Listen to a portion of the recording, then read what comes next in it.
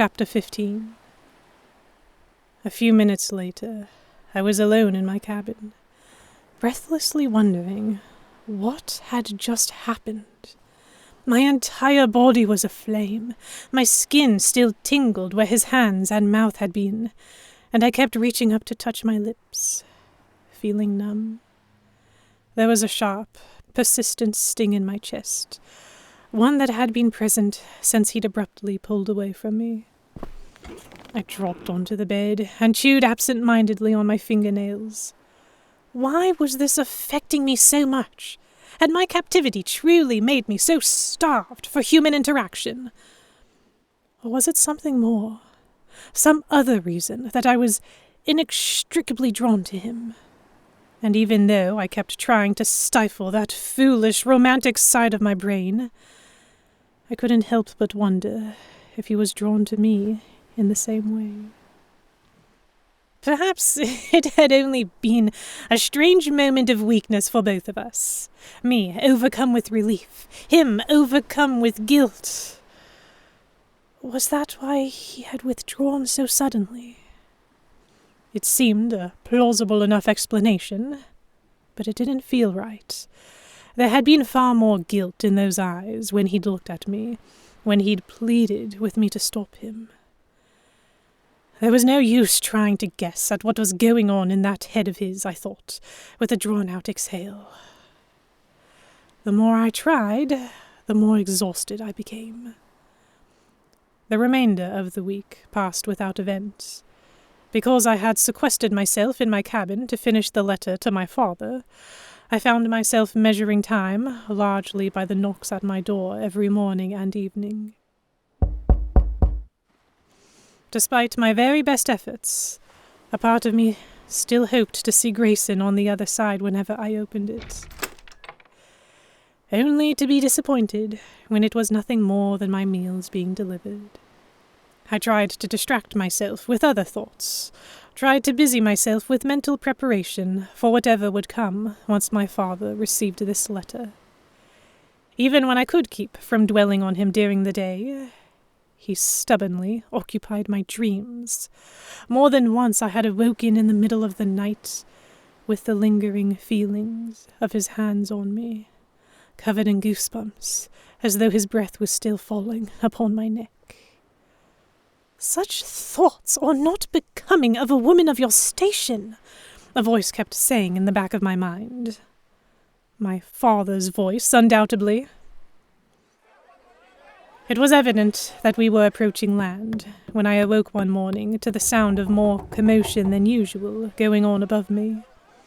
For the first time in several days, I ventured out to have a look, eager to see something other than vast empty seas. As expected, the crew was making ready to dock, busy enough that I wasn't spared much of a glance. The port was visible in the distance, and I picked my way over to the railing to get a better view. I had heard all kinds of stories about the lawlessness and chaos of the free ports, but from far away, it looked rather ordinary. I leaned forward to watch it draw closer, only to be quickly interrupted. It was Finn, giving me a cheerful wave as he approached. I smiled, eyes flicking down to watch how he walked. He still had a slight limp, but he moved much better on it now than he had a few days ago. "Haven't seen you out here lately," he remarked. I ignored the comment, not interested in discussing the reasons behind my self-seclusion. "What is it called?" I asked. "The port." "Vanina. Ever been to a free port, ladyship?" It sounded Spanish, or perhaps Italian. I shook my head in response to his question, pursing my lips slightly in thought. Finn cast a glance out at the harbour, looking as though he was about to say something else, but then there came a shout from behind us. "On your feet, lads!" The pirates had begun to gather in the centre of the deck, Captain McFarley making his way towards them. Finn gave me a courteous nod before limping off to join, but I barely registered his departure. I was too busy trying to keep my heart in my chest as I noticed Grayson trailing just behind the captain. For a brief moment, we locked gazes. He was the first to break eye contact, quickly turning his head to one side. Captain McFarley barked a few orders at his men before noticing me. When he did, he shot me a grin. Well, well, if it isn't Lady Williams, He boomed, a voice travelling easily across the ship. I hope you're ready for landing. I forced a polite smile as he approached with Grayson on his heels, and tried not to let my eyes wander towards the man whose face I'd been seeing in my dreams all week. I'm glad you're here. It may go without saying, but I wanted to offer a word of warning for when we reach port. Captain McFarley said, his bushy eyebrows pulled together, smile disappearing beneath his beard. This place is filled with pirates and thieves, and I won't be able to promise you the same level of safety you had on this ship. I swallowed hard and nodded. That much I had already surmised, but hearing him say it out loud sent a few butterflies into my stomach. Still, it wasn't nearly as bad as what he said next. Unless you want to look for trouble, you're going to stick close to Grayson while we're docked. If all goes well, we should only be there a few weeks before we can have you on your way. My heart increased its tempo as I very carefully looked at Grayson. He was still dutifully avoiding my gaze, expression hardened into that perpetually unreadable mask. But his discomfort with the arrangement was easy enough to discern. Captain McFarley, meanwhile, cast a critical eye in my direction. Bringing you into port looking like that, however, is asking for trouble. I looked down at myself. I was wearing another one of the ill-fitting dresses that I had been given. Captain McFarley turned to Grayson. Get her something to cover herself with. Something less eye-catching. Grayson grunted in affirmative, then whirled and started a brisk walk back below deck. A quick glance at me over his shoulder was the only indication that I was meant to follow. I hurried to catch up, heart pounding and stomach churning, as he trudged down the stairs ahead of me in silence. I wanted to say something, but I had no idea what. Making idle conversation at this point just felt wrong, and I couldn't very well say any of the things that had been running through my head since we kissed. He brought me back to his cabin and went without a word to one of the dusty wooden chests shoved in the corner. He opened it, digging out a large brown bundle of fabric, which he then tossed at me. Put that on, he grunted. The material hit me squarely in the chest, and I barely caught it before it fell to the floor. It was heavy, made of some kind of rough hemp, and it took me a few moments of unfurling it and turning it around to determine that it was a cloak with a hood. The fabric felt dry and itchy to the touch, likely full of salt. I looked up to ask a question, but found that he was already grabbing the door handle to leave.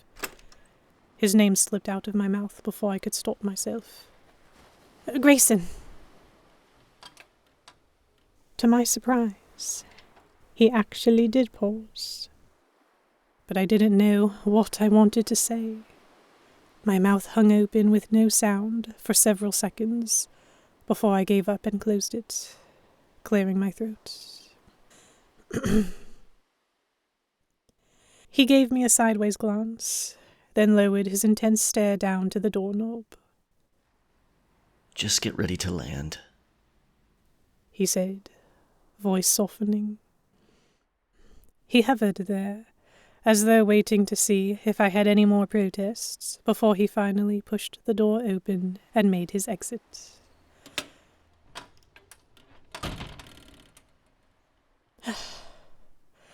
I released a breath and looked down at the cloak.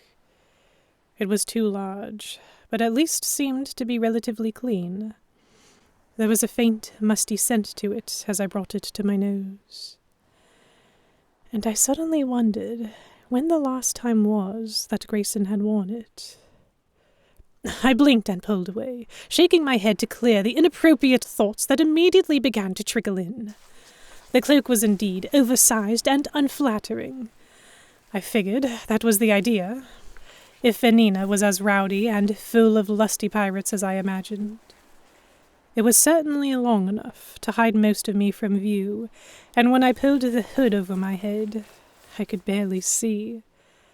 I yanked it back down, and tried not to think about how itchy the fabric was on my bare neck, as I made my way back to deck to watch the port draw nearer. Despite my apprehension, I was curious to see the free port. It was probably going to be my only chance to visit one. I doubted I'd ever leave England again after this. I had perhaps half an hour of peace, watching the colour of the sea change from deep blue to teal, and enjoying the breeze as much as I could, now that I had to wear this heavy thing. The free port seemed to liven more and more as the ship flew towards it, eventually shaping into what I could only describe as chaos. No matter where I looked, something unfamiliar was happening, whether it was fishmongers and exotic merchants battling to be heard over one another as they peddled their wares, or pirates engaged in swearing matches from opposite ends of the docks. It seemed a world that I had scarcely known existed, free from the expectations and norms of society as much as it was from the laws that bound the mainland. This was a place I did not belong. I was jerked out of my thoughts by a hand that took my arm from behind. I spun to find Grayson once more, expression hardened into that same concealing stare. You're going to keep close to me and keep your mouth shut, he instructed, grabbing the hood of the cloak and throwing it over my head. Understood. I blinked, biting back the sharp retort that tried to roll off my tongue, and nodded, trying to adjust the hood to allow myself more vision. Grayson was quick to shoot me a stern glance. Reluctantly, I dropped my hands back to my sides.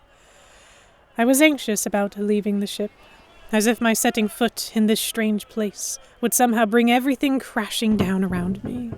But Grayson left me little choice, pulling me by the arm down the ramp the moment it was extended. Even though I couldn't see them, I could feel eyes on me from every direction. I got the sense that, even wearing what I was, I still didn't blend in very well in a place like this. Swallowing, I lowered my head and kept my head angled at the ground, relying on Grayson to guide me as I focused on the sorely missed feeling of solid, unmoving ground beneath my feet. Rotting wooden boards gave way to gravel and cobblestone as we moved further into the grimy town beyond the docks, away from the majority of the prying stares. I lifted my eyes a little, enough to get a better look at the winding path we were traversing. Come on, me boys! A few staggering drunkards passed us, singing a tuneless shanty interspersed with laughter. Riding on a donkey, hey, away we go. Donkey riding, way we go. Hey, riding on a donkey. Donkey riding. Eventually, we turned a corner and found ourselves at a wide, 3-storied building. The door was still swinging shut, leaking a brief moment of raucous laughter and more inharmonious singing. It appeared that even mid-morning, The residents of Venina had no issues drinking themselves into a stupor. This seemed to be our destination, as Grayson tugged me closer and closer, until finally we passed through the loosely hinged door. I couldn't help but peer out from underneath the hood, attempting to get a better look. It was the very picture of what a pirate tavern should look like. There were large, grisly men sitting around tables, some with scars, missing limbs, or toothless grins. It was entirely too warm, and reeked of alcohol and sweat. And when I turned my gaze towards the back corner, I saw a few men with girls draped over them.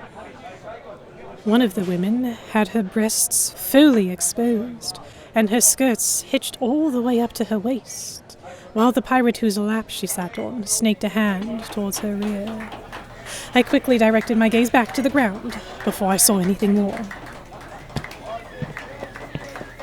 Grayson seemed eager to hurry me along, but we attracted attention the moment we stepped into the building. Look what washed up at the docks. I heard someone remark from behind us. Grayson's grip on my arm tightened, but he didn't deign to respond, moving to the counter and reaching into his pocket to dig out a coin for the innkeeper. The hood was yanked from my head from behind, and I whirled, taking a step back towards Grayson.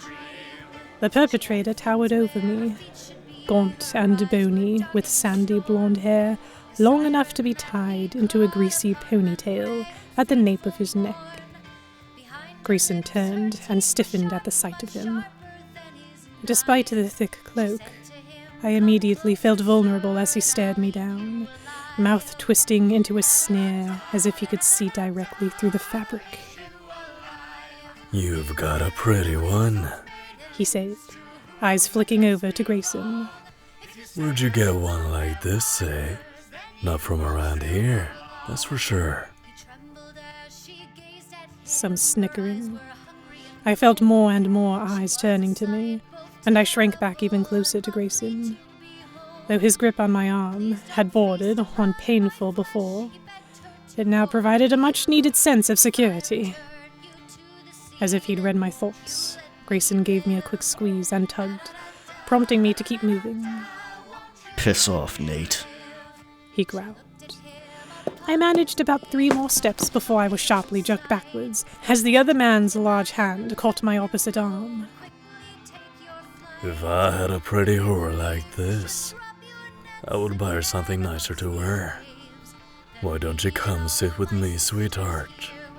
My cock will feel a lot better inside of you than his. My mouth fell open, air sticking to my throat as my stomach immediately turned over. Luckily, Grayson was quick to step between us. If you're so desperate to fuck something, there are plenty of other options. He snarled, voice rising as he gestured around the room. This one's already paid for. I fought to keep surprise from showing on my face, as the lie flew easily out of Grayson's mouth. The man stepped closer. He was a few inches taller, but Grayson wasn't intimidated, holding his ground and acting as a barrier between me and the sandy-haired pirate. You really ought to learn to share better, Grayson, the pirate said with an insufferable grin. I want a turn at her, that's all. You can't keep a pretty thing like this all to yourself. Grayson's eyes shifted, sweeping the room with a passing gaze. If I didn't know any better, I might have mistaken you for your lack-wit brother. He's normally the one trying to stick his cock in everything that moves, isn't he? The smile on the pirate's face transformed quickly into a dangerous, dark-eyed scowl. My brother is dead. Hung by the hangman 3 months ago. The hangman. My chest drew tight. He didn't mean. My condolences, Grayson said, in a tone that didn't even pretend to be sympathetic. Suddenly, he wrapped an arm around my waist, pulling me in closer with a firm grasp. I stumbled into his side, cheeks reddening as I felt the warmth of his body against mine. Here's hoping there's something for him to fucking hell. With that, Grayson spun me around and guided me back towards the stairs on the other end of the room, arm only moving from my waist to pull the hood back over my head. Even still, I threw a quick glance over my shoulder. The sandy-haired pirate stood where we'd left him, with sunken, lust-clouded eyes that continued to watch my every move.